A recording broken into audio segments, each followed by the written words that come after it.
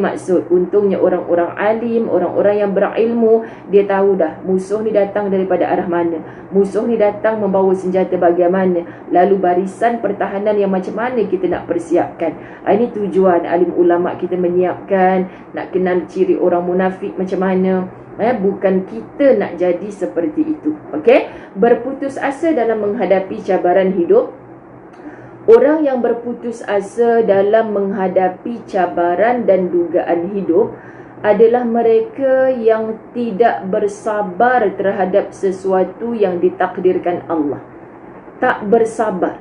Masya Allah, muslimin muslimat dirahmati Allah. Berkebetulan tajuk ini kita baca saat seluruh orang-orang Selangor, KL sedang berdepan dengan PKPB. Perintah Kawalan Pergerakan Bersyarat. Jadi kita rasa macam tak selesa. Seperti mana kita melalui PKP daripada tarikh 18 hari bulan 3, kita kata tak mampu. Kita kata ya Allah, takutnya hidup dalam keadaan macam ni, susahnya nak ke sana ke sini. Kita rasa macam tak mampu. Ternyata pada hari ini telah lebih 200 hari kita lalui suasana dalam new normal ini. Siapa yang memberi kemampuan kepada kita? Hanya orang yang sabar yang pasti menang. Siapakah orang-orang yang gagal? Orang yang berputus asa. Kan malaslah sekarang ni nak pakai macam ni, malaslah sekarang ni nak patuh SOP. Muslimin muslimat dirahmati Allah, orang yang berputus asa. Bahkan ada orang yang diuji Allah lebih dahsyat lagi. Kena buang kerja, hilang perniagaan, syarikat ditutup dan sebagainya. Lalu na'udzubillah, kita sudah mendengar berita-berita, semoga bukan di kalangan orang-orang yang beriman. Siapakah mereka yang meletakkan diri mereka dalam kebinasaan? Sanggup terjun daripada bangunan yang tinggi, letak diri dekat atas jalan raya, biarkan mati, bunuh diri, na'udzubillah. Ini tidak berlaku kepada orang-orang yang beriman. Sebab orang munafik berputus asa dalam menghadapi cabaran hidup. Lawan kepada munafik itu adalah orang beriman. Orang beriman saat dia bergembira, alhamdulillah, ini nikmat daripada Allah. Saat dia ditimpa musibah, dia bersabar kerana dia tahu musibah ini bukan dia yang minta, tetapi ini adalah perancangan Allah semata-mata.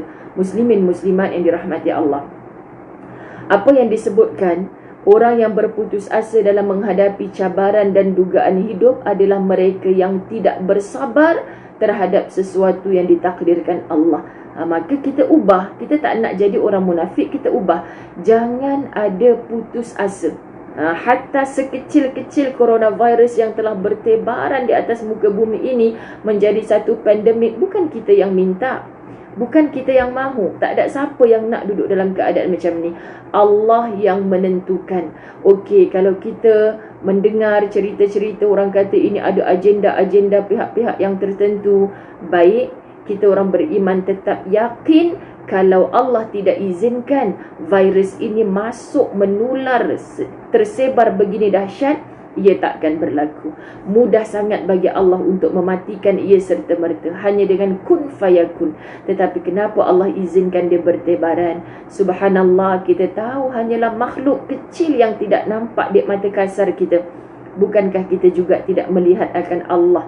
Sama sekali kita tidak menyamakan Allah dengan makhluk bernama virus itu, kerana Allah itu sendiri adalah Al-Khaliq.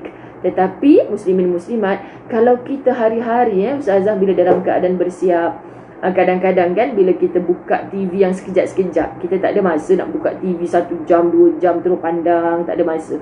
Tapi bila dalam iklan-iklan yang kita nampak tu, Masya Allah, hati Ustazah menyatakan apa? Macam mana orang tak faham? Orang tak pergi sekolah pun orang boleh faham bagaimana jangkitan coronavirus. Apa yang kita perlu melindung diri daripadanya. Apa yang kita boleh buat, apa yang kita tak boleh buat. Macam mana orang tak alert macam tu? Orang tua yang tak pergi sekolah, yang hanya nampak sekali-sekala buka TV pun boleh tahu, oh kita tak boleh ada sentuhan. Khawatir orang yang kita sentuh itu adalah pembawa. Khawatir diri kita pun ada virus, sebenarnya kita tak tahu. Macam mana mereka boleh dapat sampai menceritakan semula? Bayangkan peringatan demi peringatan. Setiap petang Dr. Nur Hisham bercerita kepada kita. Iklan-iklan di TV, Masya Allah, bukan saja dekat TV, bukan saja dekat dada-dada handphone kita, dicetak dekat surat-surat khabar dan sebagainya. Masya Allah, hatta anak-anak yang kecil pun tahu, abah kenapa keluar tak pakai mask? Kan anak-anak kita tegur. Kalau dulu tanpa latihan-latihan yang tiap-tiap saat macam tu, macam kenapa anak kita tak pernah mengingatkan anak-anak kecil kita? Muslimin, muslimat, masuklah dalam minda ustazah. Ya Allah, seandainya rumah setiap orang Islam ini, Masya Allah, setiap waktu, setiap saat memperingatkan. Nanti jangan pula ada ibu-ibu yang jawab, ustazah kita dah peringatkan dah ustazah, anak-anak kita solat tu wajib, bla bla bla bla semua. Tetapi kadang-kadang bagaimana kita praktik, sebagai kita cakap, tapi bagaimana amal kita. Sebab itu muslimin muslimat dirahmati Allah, gagalnya sesuatu nasihat itu untuk masuk ke dalam hati orang yang kita nasihati, siapa yang memberi nasihat itu. Jadi kalau yang memberi nasihat itu, Masya Allah, adalah orang yang beramal akan ilmu yang disampaikan kepada orang lain. Begitulah barakah ilmu yang disampaikan oleh baginda Nabi SAW. Ustazah Zaid sendiri masih jauh, tetapi yang kita pandang adalah ayat Allah. Ustazah tolong sampaikan. Yang kita baca adalah hadis Nabi SAW. Ustazah tolong sampaikan. Jadi insya-Allah muslimin muslimat dirahmati Allah, kekal bersabar dalam pandemik ini. Sebab ciri yang ke-39, apabila kita sudah hilang sabar, kita berputus asa, itu termasuk orang yang munafik. Pada ciri yang ke-39 dinukilkan dalam kitab ini. Masya Allah, mereka tidak bersabar terhadap sesuatu yang ditakdirkan Allah dalam usaha memperoleh rahmat Allah.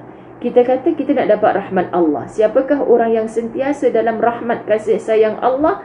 Allah selalu sebut dalam Quran, Allah bersama dengan orang-orang yang sabar. Masya Allah, sabar kita ni dalam keadaan menyerahkan kepada Allah. Dalam keadaan menyerahkan kepada Allah. Daripada Allah ia datang, dan kita yakin makhluk bernama virus ini satu hari nanti akan pergi, akan mati, akan dijemput pulang oleh Allah kerana dia makhluk. Dia tidak akan bermaharaja lela sampai bila-bila. Syaratnya kita haruslah mematuhi bagaimana supaya ia tidak tersebar luas lagi. Muslimin muslimat dirahmati Allah, sikap berputus asa dalam menghadapi realiti hidup ini berpunca daripada lemahnya iman dan keyakinan terhadap kekuasaan Allah. Mengapa jadi putus asa? Ternyata semua ini kerana kurangnya iman, kerana lemahnya iman. Dan mereka ini, muslimin muslimat dirahmati Allah, bila putus asa dalam kehidupan, lemah keimanan mereka, dan sebenarnya punca utama mereka tidak ada keyakinan kepada Allah. Orang yang mengakui Allah itu esa, Allahus Samad, tempatnya memohon hajat, tempatnya bersandar, tempatnya berpaut, tempatnya meminta. Masya Allah, muslimin muslimat, dia tidak akan cari yang lain lagi. Sebab selalu ustazah sebutkan, orang yang berpaut kepada Allah ibarat orang yang sedang bersandar di atas satu tiang yang sangat kukuh. Masya Allah, bila kita nampak tiang masjid yang besar kukuh, selalu orang duduk iktikaf di dalam Masjidil Haram, Masjid An-Nabawi, dalam masjid-masjid di tempat kita sekalipun, orang cari apa? Cari tiang yang kukuh. Selagi tidak berlaku kiamat, gempa bumi, tidak akan runtuhlah tiang tersebut. Tetapi kalau orang bersandar kepada makhluk, semata-mata menyatakan, aku jumpa doktor ni pasti sihat, kita memastikan pula kita tidak serahkan kepada Allah. Kamu seperti bersandar pada satu pohon yang sudah mati, lama ditinggalkan, dimakan pula oleh anai-anai, berlubang dalam, reput. Kita bersandar padanya, sekejap saja dia tumbang, dengan kita pun tumbang sama. Ini maksud. Okay? Jadi sikap berputus asa dalam menghadapi realiti hidup berpunca daripada lemahnya iman dan keyakinan terhadap kekuasaan Allah. Sedangkan di sebalik kegagalan itu ada tersirat suatu rahmat dan hikmah yang besar yang akan diberikan oleh Allah. Tak ada satu perkara pun yang Allah hantarkan di atas muka bumi ini tidak ada maksud yang tersirat. Tidak ada hikmah yang tersembunyi. Syaratnya kita tempuh. Masya Allah. Saya percaya muslimin muslimat dirahmati Allah, dengan kita hanya menempuh melalui fasa demi fasa, kehidupan demi kehidupan. Dulu pada awalnya fasa pertama PKP, fasa kedua naik pula jadi PKPP, jadi PKPB semula. Ini semua fasa-fasa yang kita lalui dalam hidup. Samalah macam diri kita sendiri, daripada lahir, daripada alam rahim, perut ibu kita. Terkadang terasa hinanya kita jadi manusia. Kerana apa? Kita tak boleh berbuat apa-apa saat lahir. Dibersihkan oleh nurse yang dekat hospital tu.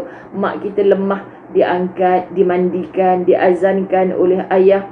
Maka Masya Allah, kalau tidak dibawa kita yang bergelar bayi saat itu kepada ibu untuk disusukan, maunya kita dah mati kelaparan. Seorang bayi kecil yang lahir daripada rahim ibunya, walau dia sebaik-baik ciptaan Allah, dia tak boleh merangkak bertemu dengan ibu untuk mencari makanan, air susu ibu. Tak boleh.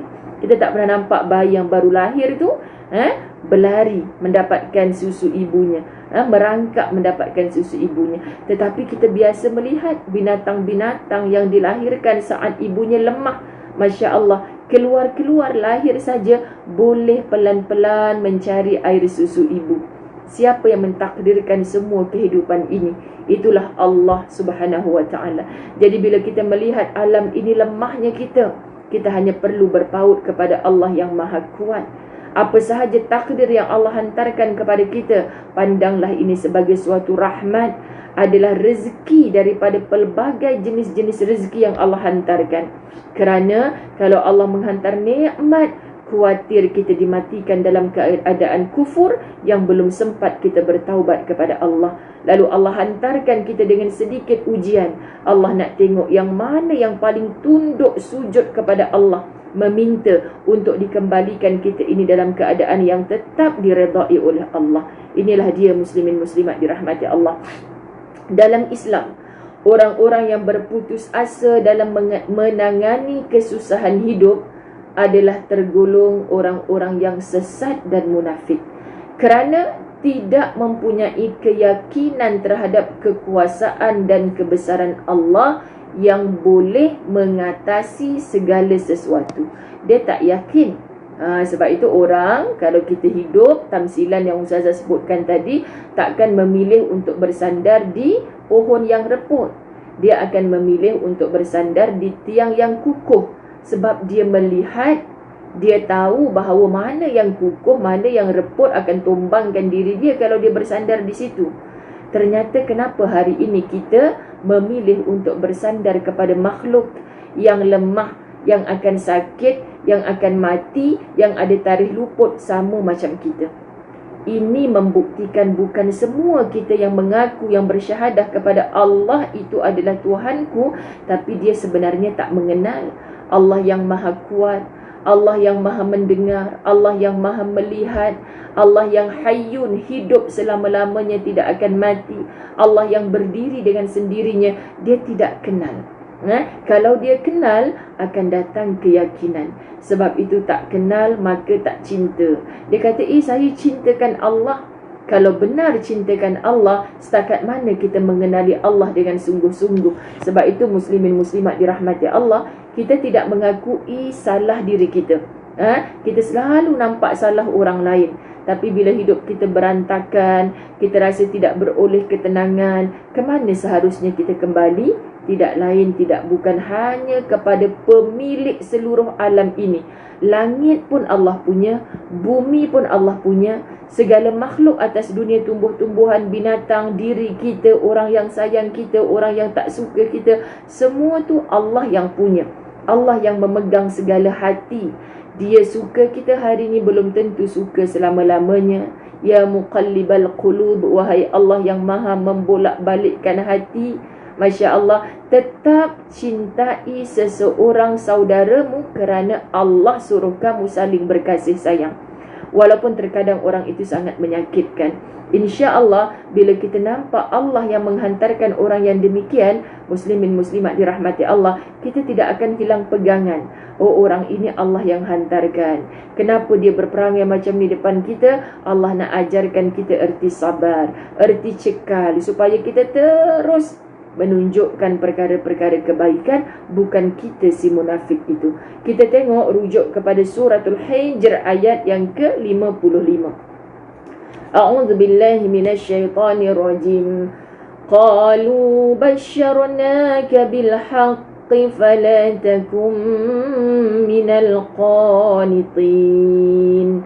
Qalu basyarnaka bil haqq. Sahut mereka, janganlah kamu termasuk orang-orang yang berputus asa.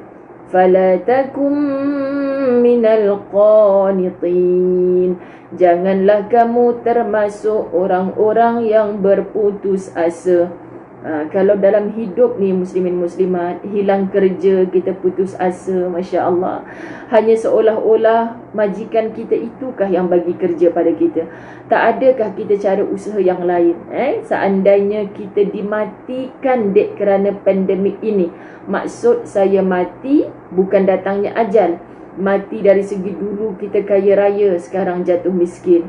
Dulu orang mengenali kita, orang perlukan kita sangat-sangat, tapi disebabkan pandemik COVID-19 ini kita hanya just stay at home, kan? Muslimin muslimat dirahmati Allah, jangan berputus asa, kerana orang-orang yang berputus asa ini tidak sekali-kali mendapat rahmat kasih sayang Allah. Suratul Hijr ayat 56, sambungan tadi. Qala wa man yaqnatu min rahmati rabbih illa dhallun. Ibrahim berkata, tidak ada orang yang berputus asa daripada rahmat Tuhannya kecuali orang-orang yang sesat. Insya-Allah Allah Subhanahu wa taala menggambarkan dalam Quran, Muhammad sallallahu alaihi wasallam tak hidup pada zaman Nabi Adam hatta zaman Nabi Ibrahim, tapi Muhammad sallallahu alaihi wasallam diceritakan oleh Allah tentang rasul dan kaum-kaum yang terdahulu dalam kitab suci Al-Quran. Tidak ada orang yang berputus asa daripada rahmat Tuhannya kecuali orang-orang yang sesat. Na'udzubillah. Maka orang yang berputus asa jelas Allah sebut sebagai dhalun. Kita sebut 17 kali sehari semalam dalam solat kita, solat fardu yang 5 waktu. Kita buat dalam subuhnya 2 rakaat, zuhurnya 4 rakaat, asarnya 4 rakaat, nanti maghrib 3 rakaat, isyak 4 rakaat. Cuba hitung semua ini, menjumlahkan 17 rakaat keseluruhan wajib untuk kita baca suratul Fatihah. Terakhir kita baca dalam Fatihah itu siratal ladzina an'amta alaihim ghairil maghdubi alaihim waladdallin. Kami nak jalan yang lurus, jalan yang benar. Bila kita menyebutkan ayat sebelumnya, ihdinas siratal mustaqim, jalan yang benar, jalan yang lurus, jalan yang macam mana tu? Jalan orang-orang yang engkau beri nikmat ya Allah, bukan jalan orang-orang yang engkau murkai, bukan pula jalan orang-orang yang engkau sesatkan. Tapi diberi ujian oleh Allah, berputus asa. Kita tak nampak luasnya rahmat Allah. Kita nampak setitik satu kapal yang sedang terolang-aling di atas lautan itu. Itulah permasalahan kita. Kita tak nampak luasnya lautan Allah yang sangat besar. Itulah dia rahmat Allah. Muslimin muslim